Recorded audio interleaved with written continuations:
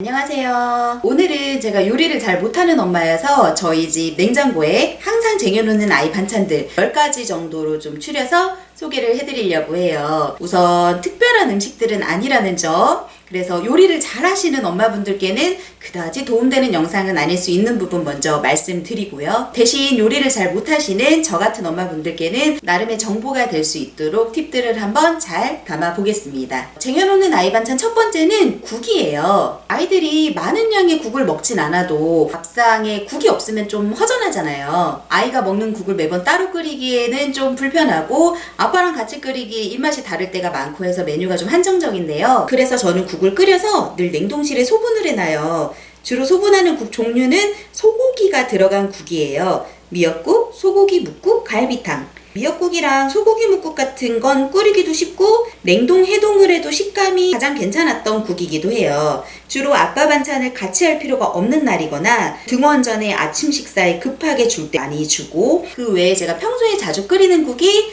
된장국, 어묵국, 황태국, 콩나물국. 근데 거기에 있는 두부나 어묵 같은 게 냉동실에 들어가면 나왔을 때 좀 식감이 흐물흐물해지더라고요.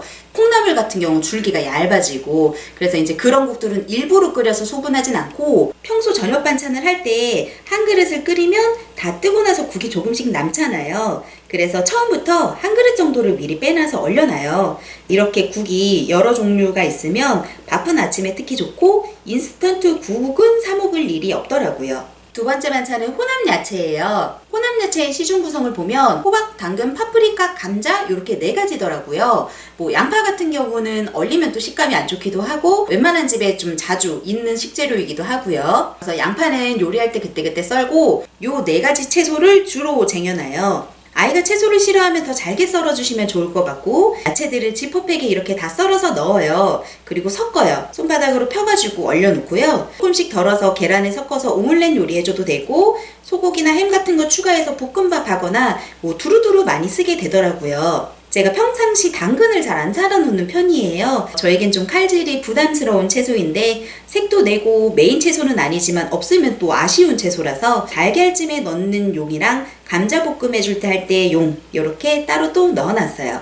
세 번째는 생선이에요. 아이한테 주로 많이 주는 생선이 고등어, 갈치, 굴비, 조기 이렇게인데, 생선 다듬는 거 너무 싫어하는데 만만하게 해주시는 고등어 같은 경우는 쿠팡의 새벽 배송 제품이 너무 깔끔하게 잘 나와서 저는 무조건 이것만 시켜요. 그대로 봉지만 벗겨서 구우면 되니까 편리하고 맛도 좋고요. 갈치는 제가 온라인 배송 상품 같은 거 몇 개 먹어봤는데 아직까진 괜찮은 걸 못 찾아서 그냥 마트 같은 데서 사와서 아이 먹을 양만큼만 따로 지퍼백에 다시 담아놔요. 네 번째는 돈가스인데요. 돈가스는 사실 치킨 너겟처럼 누구나 다 하시는 메뉴인데 제가 순위에 왜 넣었냐면, 치킨 너겟 같은 경우는 웬만한 시중 음식들이 다 맛이 비슷비슷해요.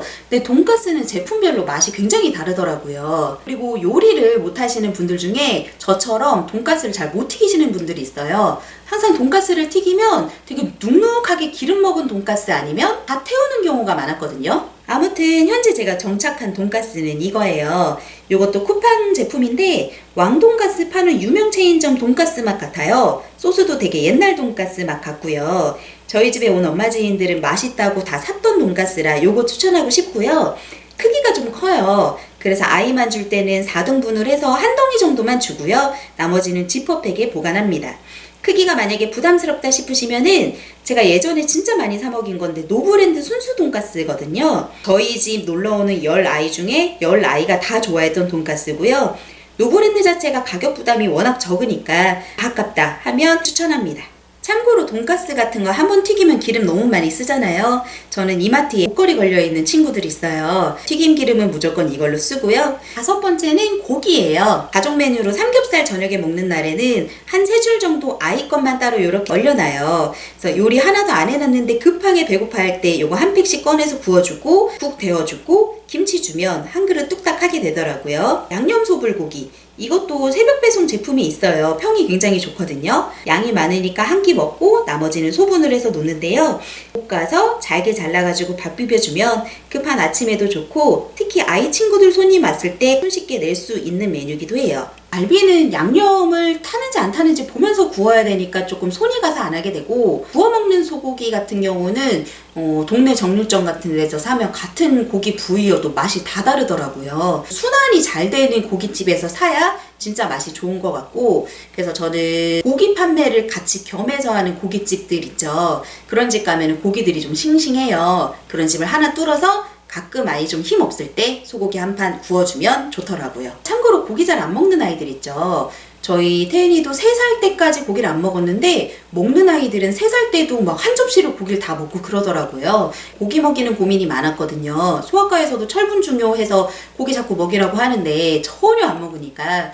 근데 고기 먹이는 비결은 별게 없더라고요. 그냥 삼겹살 찍어 먹을 때 많이 먹는 소금 기름장 있죠? 그거에 그냥 찍어주면 바로 신세계다 하고 먹더라고요. 그리고 애들이 때가 되면 다 맛있는 게 뭔지 알고 알아서 잘 찾아 먹으니까 크게 걱정은 안 하셔도 될 것 같습니다. 6번째, 사골하고 떡하고 만두예요.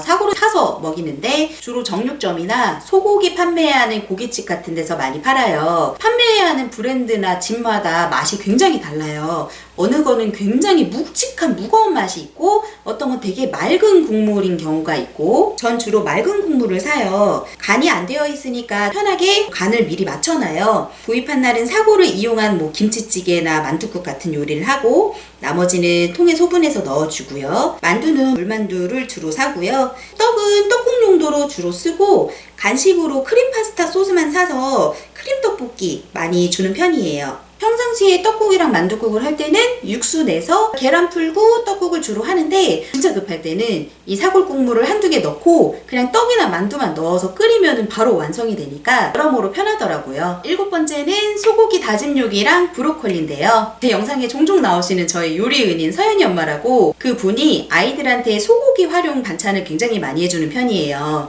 그래서 저도 옆에서 그걸 배우면서 소고기를 항상 쟁여놓기 시작했는데요. 다짐육이 이미 되어 있는 걸 사면 편한데, 저희 동네에는 다짐육을 잘 안 팔아서 정육점에서 국거리 한우를 꼭 10,000원어치 사가지고 가위로 다 잘라요.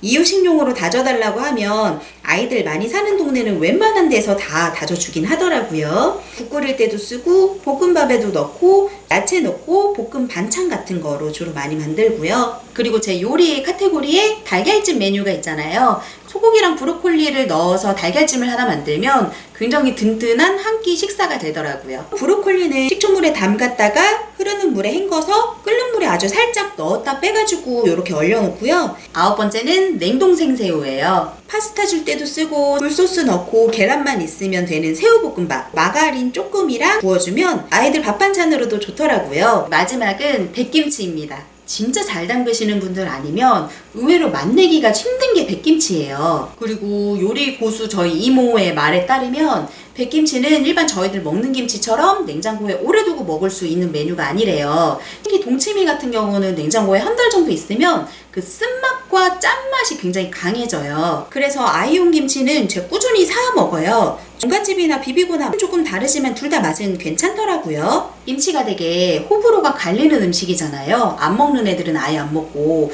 저희 집에 초대된 아이들이 집에서는 김치를 전혀 안 먹는다는데 저희 집에 오면은 되게 잘 먹는 경우들이 많아요. 그걸 제가 보니까 마트에서 김치를 보통 사잖아요. 그럼 처음에는 생맛이 나는 경우들이 많아요.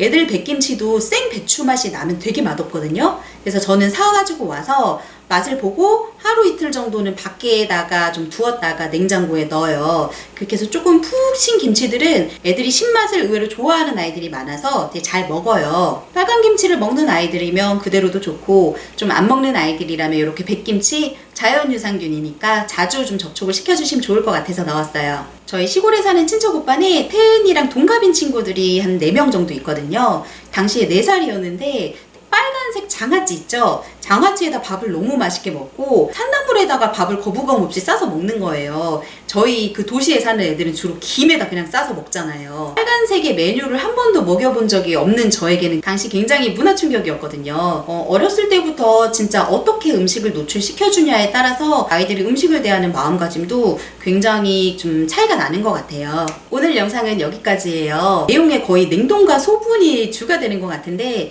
바로바로 해서 주는 아이 반찬들 같은 경우는 레시피를 같이 공유를 해야 의미가 있겠더라고요. 영상이 그럼 너무 길어질 것 같고 해서 저희 집에 쟁여놓는 반찬들만 좀 추려봤고요. 다음에는 저희 집에 쟁여놓는 간식 종류도 한번 올려보도록 할게요. 다음에 만날게요.